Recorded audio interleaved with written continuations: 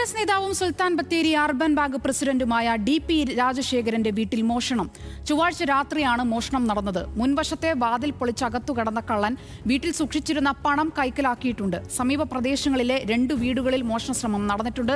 Sultan Bathery police case എടുത്ത് അന്വേഷണം ആരംഭിച്ചു. മാരിമ ഉത്സവവുമായിട്ട് ബത്തേരിയിലായിരുന്നു.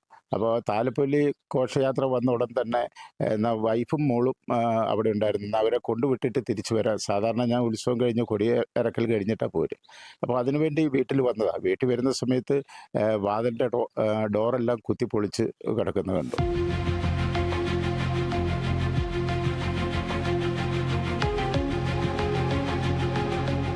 സുൽത്താൻ ബത്തേരി ചീനപ്പുല്ലിലാണ് കഴിഞ്ഞ രാത്രി മോഷണം നടന്നത്. കോൺഗ്രസ് നേതാവും അർബൻ ബാങ്ക് പ്രസിഡന്റുമായ DP രാജശേഖരന്റെ വീട്ടിലാണ് കള്ളൻ കയറിയത്.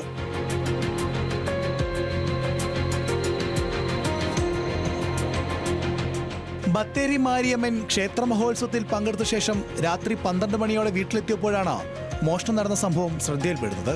വീടിന്റെ മുൻഭാഗത്തെ വാതിൽ പൂട്ട് പൊളിച്ചാണ് കള്ളൻ അകത്ത് കയറിയിരിക്കുന്നത്. അലമാരകൾ പൊളിച്ച് വസ്ത്രങ്ങൾ വലിച്ചു വാരിട്ട നിലയിലായിരുന്നു. വീട്ടിലുണ്ടായിരുന്ന കാശ് നഷ്ടപ്പെട്ടതായി രാജശേഖരൻ പറഞ്ഞു. പിന്നീട് ഞങ്ങൾ അറിഞ്ഞു കഴിഞ്ഞപ്പോഴാണ് തൊട്ടടുത്ത് കട്ടയാട് ഭാഗത്ത് 2 വീട്ടിൽ കയറാനുള്ള ശ്രമം നടത്തി.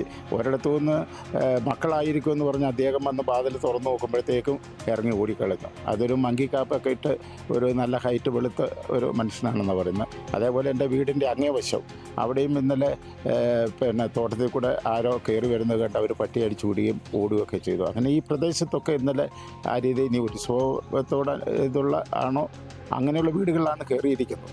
സമാനമായ രീതിയിൽ കട്ടയാട് ഭാഗത്തെ 2 വീടുകളിൽ മോഷണശ്രമം നടന്നിട്ടുണ്ട്. മോഷണശ്രമം വീട്ടുകാരുടെ ശ്രദ്ധയിൽപ്പെട്ടതോടെ കള്ളൻ അതിവേഗം കടന്നുകളയുകയായിരുന്നു. Sultan Bathery police case register ചെയ്ത് കള്ളനെ പിടിക്കാനുള്ള അന്വേഷണം ഊർജിതമാക്കിയിട്ടുണ്ട്. ന്യൂസ് മലയാളം, വയനാട്.